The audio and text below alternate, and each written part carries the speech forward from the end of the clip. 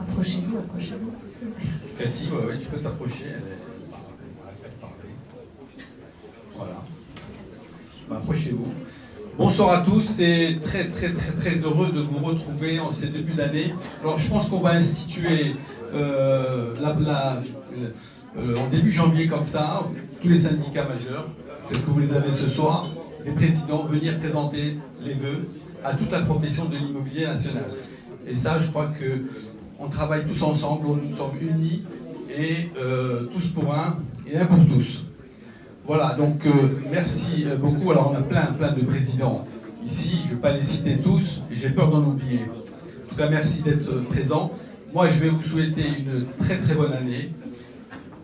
Tout ce que vous souhaitez à vous, ainsi qu'à vos chers, hein, c'est important. Beaucoup de bonne santé. Le reste, je pense qu'on sait faire. Quand on a la santé, le business, on a fait nos preuves. Voilà, donc je passe la parole à Ariane, qui va vous présenter ses illustres présidents. Que évidemment vous connaissez tous. Alors bonjour à tous, bienvenue et bonne année immobilière, mais pas que.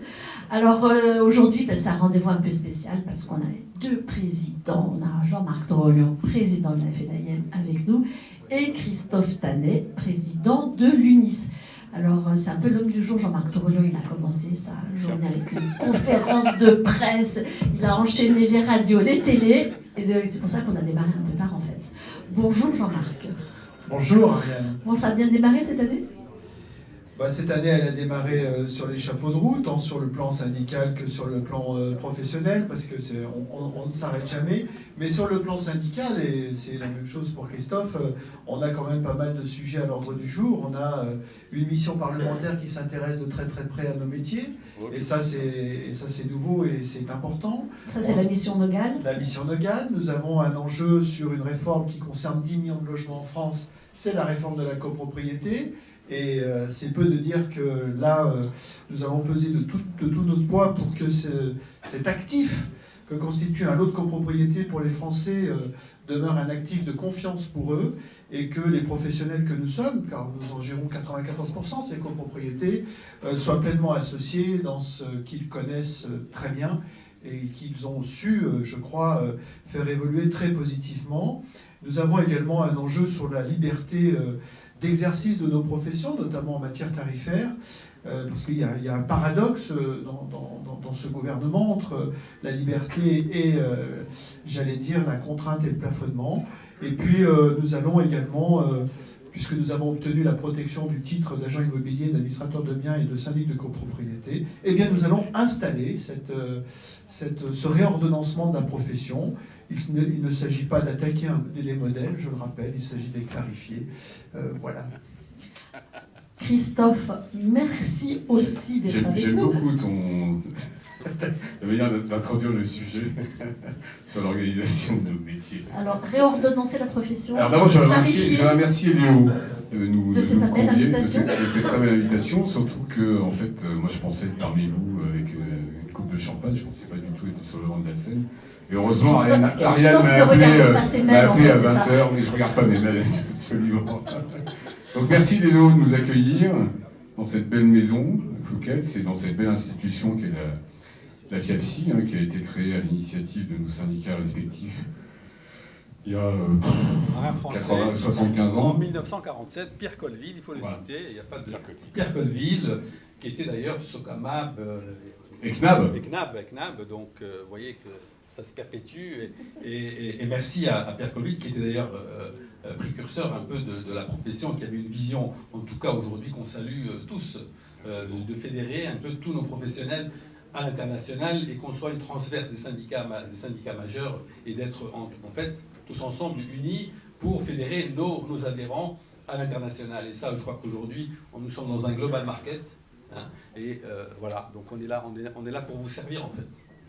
C'est très gentil, mais comme les syndicats que vous avez devant vous sont membres du conseil d'administration de la FIAPSI, ça nous permet de surveiller effectivement les hauts et surtout ça nous permet d'avoir des conseils d'administration très agréables dans ce lieu magique.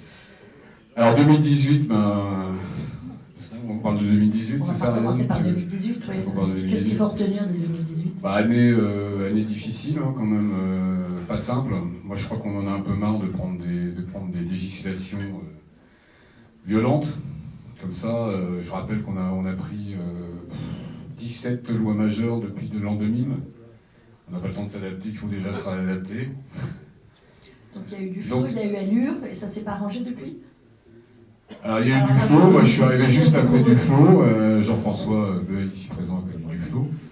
On a chacun en fait nos connaissances personnelles. Charles Pinel, j'ai eu Emmanuel Cos, très bien.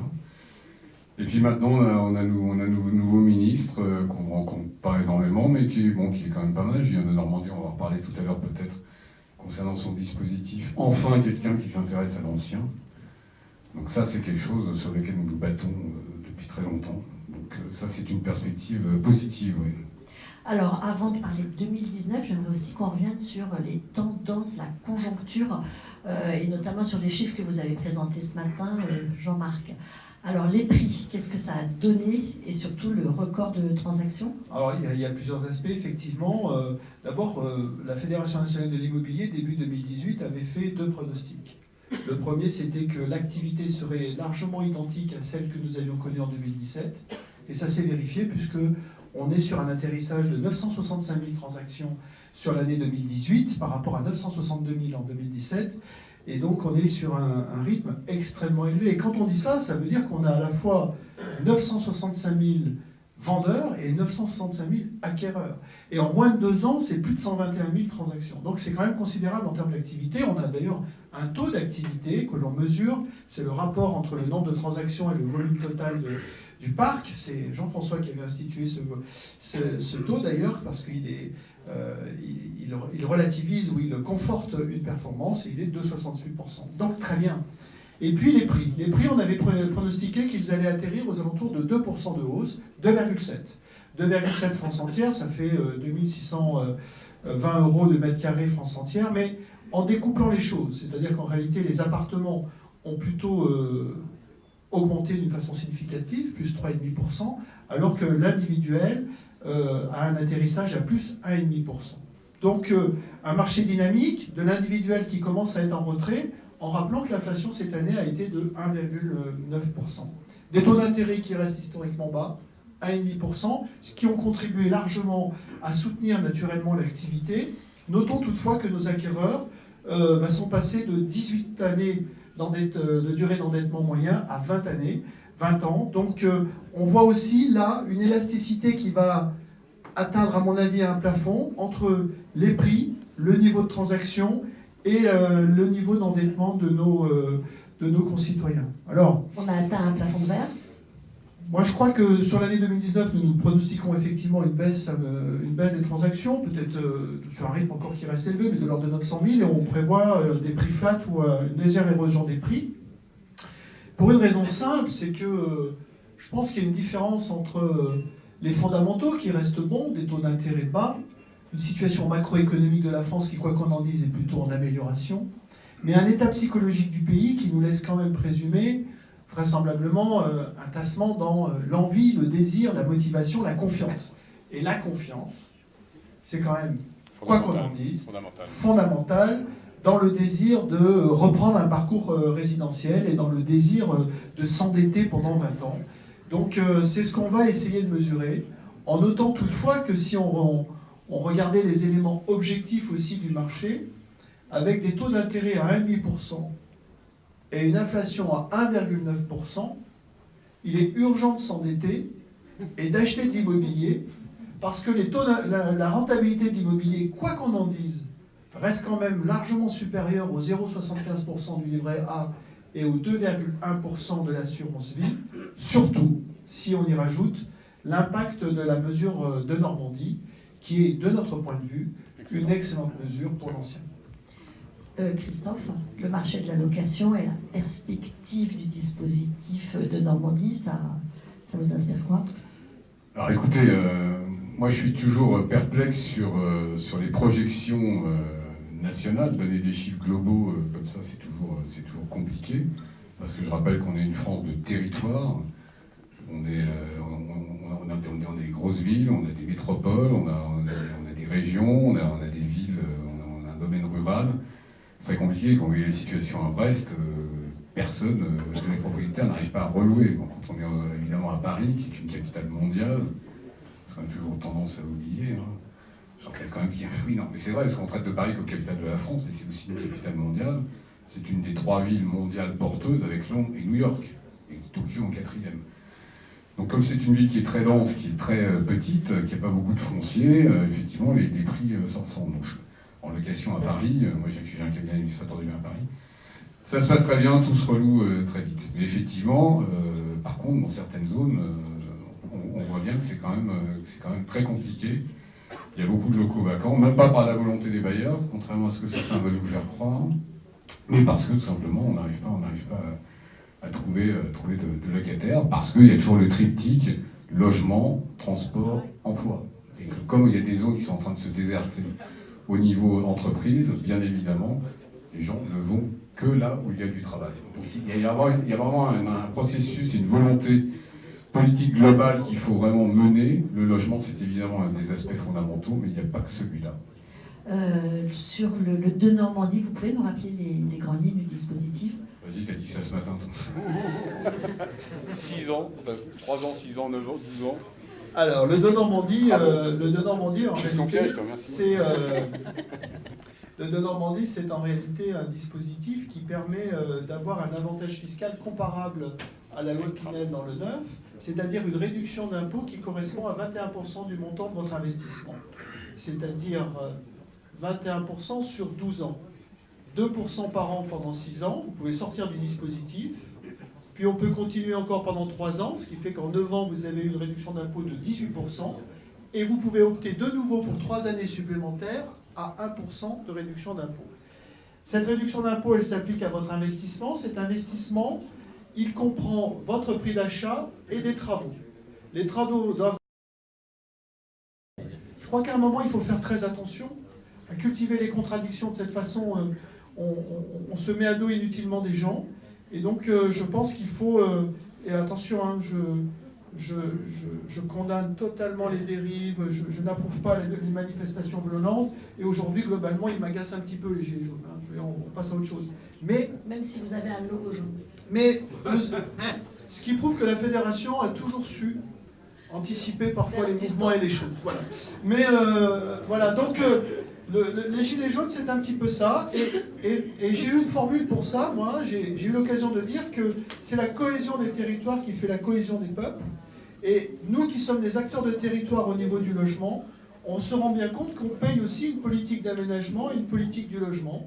Et que c'est très compliqué maintenant de revenir en arrière.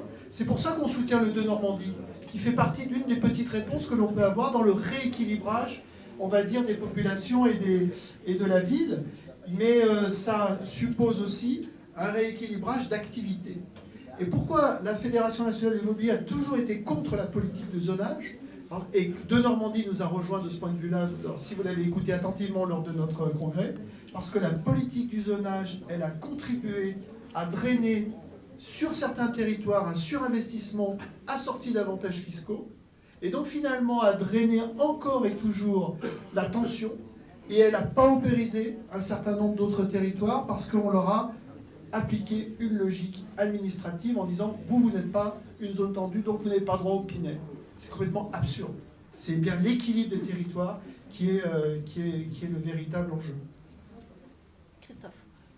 Non, je vais faire une mauvaise plaisanterie sur les gilets. Mais... il a enchaîné sur autre chose, donc c'est passé. Non, je disais qu'on était bleus, parce que les gilets bleus, en fait, c'est des astronautes de la NASA. C'est vrai qu'elle a été mauvaise. Merci Loïc. Ah non, c'est pas moi. C'est pas toi. Merci Julien. J'ai pris les noms. Sur l'impact des gilets jaunes sur l'activité immobilière et sur l'image de la France à l'étranger. Un mot rapide. Ah bah là c'est Léo le grand maître. Oui, sur l'étranger, oui, mais sur... Sur l'impact sur l'activité, c'est difficilement mesurable. Moi, ce que je crains, et comme je l'ai souligné à plusieurs reprises, c'est un décalage entre la réalité économique de ce beau pays et l'état psychologique. Et je ne pense pas qu'on en sorte indemne. C'est pour ça que je suis très prudent dans l'évolution du marché et que je pressens quand même un tassement malgré tout. Les taux d'intérêt. On a... Ils vont rester. Les taux d'intérêt, non, ils ne le montreront pas, vous verrez en 2010. A priori, non. Non, on a un impact, on le sait bien, sur la vie économique générale, on a un impact sur les commerces. Hein. Moi, j'habite en banlieue parisienne, près de Versailles, je ne suis pas venu un seul samedi pendant 2 mois à Paris pour faire des courses. Donc j'ai fait des courses dans les centres commerciaux, en fait, en dehors. Donc on sent bien, on le sait, qu'il y a vraiment de gros problèmes au niveau des commerces locaux à Paris. Au niveau de l'immobilier, c'est évidemment trop tôt pour le voir. Hein.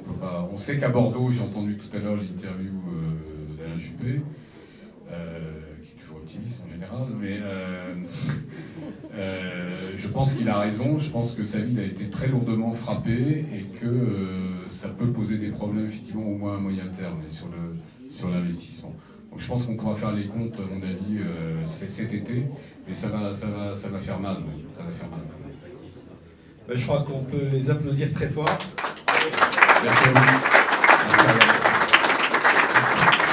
Merci. Et on vous remercie infiniment. En tout cas, devant les Gilets jaunes, FIAPSI France devait réagir. Et justement, donc, le lundi 4 février, à l'initiative donc, de FIAPSI France, nous réunissons 10 pays étrangers qui viennent justement pour un peu, parce qu'effectivement on a à l'étranger actuellement une très mauvaise image, et d'ailleurs on ne voit pratiquement plus d'étrangers venir, tout le monde a donc, je réunis 10 pays qui viennent d'abord, qui sont un peu limitrophes, même jusqu'à la Norvège, qui viennent, donc c'est des présidents, c'est des membres également de professionnels qui viennent, en partenariat avec Paris Capitale Économique. Et je leur fais une journée de visite de la métropole du Grand Paris, de la Défense, un peu de plusieurs sites représentatifs pour essayer un peu de réchauffer l'atmosphère et de les faire revenir et de les inciter à venir réinvestir en France. Voilà, donc ça c'est une journée du 4 février. Alors, on est quasiment complet hein, sur le nombre de personnes qui peuvent participer. Il y aura à peu près 50-60 personnes. On ne peut pas plus gérer. On a déjà refusé depuis ce matin des inscriptions, malheureusement, mais bon, je ne peux pas. On a réservé un quart, et voilà. Donc, mais le soir, il y aura ici un business networking avec justement une intervention de Christian Libourel, qui est le président de Paris Capitale Économique, avec Bernard Michel et Alexandre Missov, qui parleront et qui développeront et qui instruiront nos invités de ces différents pays. Voilà, donc ça c'est l'initiative FIAPSI France. Voilà, moi je vous remercie en tout cas infiniment pour votre présence, pour la présence de tous les membres. Je vous souhaite encore une très très bonne année. On a encore plein de choses évidemment sur FIAPSI France, puisqu'on a le MIPI, on a plein d'événements, mais on vous tiendra au courant par la presse et via notre ami Ariane Artignan. Voilà, merci beaucoup. Merci à vous, oui, on n'a pas beaucoup parlé, mais on est en début d'année, donc il y a des vœux et donc les perspectives pour 2019. Comme vous le savez, Jean-Marc et moi, et nos équipes respectives, travaillent de plus en plus étroitement entre nos deux syndicats. Bref, je vous laisse traduire, encore main dans la main. Je vous laisse traduire cela chacun à sa manière. Voilà. Voilà. Merci à toi, Jean-Marc. Merci à vous. Merci. Merci beaucoup.